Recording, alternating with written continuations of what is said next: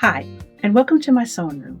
My name's Leah, and I'm on week 38 of my UFO challenge, where I've challenged myself to sew at least 15 minutes a day on my unfinished projects. This week, I pulled out a project that's been sitting on my shelf for years, my Flying Colors quilt. This was actually a kit I won off the internet quite a while ago, and I was so excited when I found out I'd won.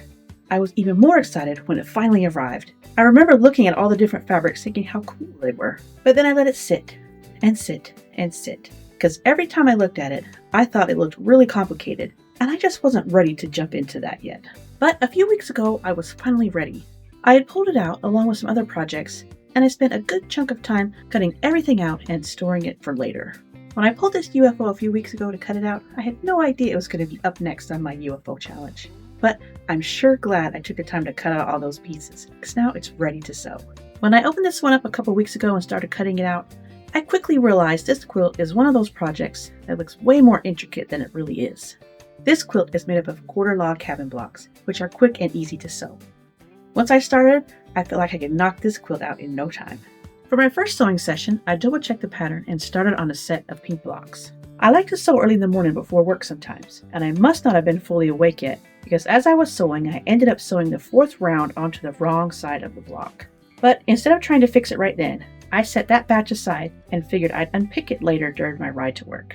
Instead, I grabbed rounds 1 and 2 of all the other colorways and I chain pieced those together.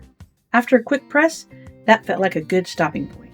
That sewing session took me about 18 minutes. I felt like the blocks sewed together so fast, I wanted to get back at it after I got back from work. But I had some other projects that I needed to finish up that had deadlines. And one of them was my Island Batik Crazy Quilt. This one I finished up today so I could show it off for the Island Batik Threaded Chaos blog hop. If you'd like to see more of this quilt, I'll put a link in the description below to a video that shares a little bit more on how I made it. For my next 15-minute session, which also ended up being a little bit more than 15 minutes, I started with my unpicked blocks ready to go, plus a nice stack of blocks with rows 1 and 2. I finished up all the pink blocks and I added row 3 to the rest. For the rest of my sewing sessions, I worked on finishing all the blocks. I was excited how fast the first part sewed together, but then realized the sewing time got a little bit longer each time I added a piece, because the pieces kept getting bigger. I did sew a little bit more than 15 minutes each day, because I wanted to come to a good stopping point. Average overall, I sewed about 20 minutes a day, and those 20 minutes a day really helped me get a jump start on this project. I put all the blocks on the design wall just to get a feel of what it's going to look like. I love seeing the quilt grow on the design wall, and this one looks so good seeing it all come together. I must say, this quilt is coming together super fast. Only 1 week in and I already have this much progress. All I need to do next is sew the triangle pieces and I'll be ready to start sewing rows. I'll also need to put together the scrappy piece border and then add that on. I'm not sure how long that will take. My mind thinks I can do it in a couple hours. But with timing all my stuff this year, I've realized what my mind thinks I can do actually takes a little bit longer. But at least I know it's not going to be too difficult. Not like I thought it was going to be in the beginning.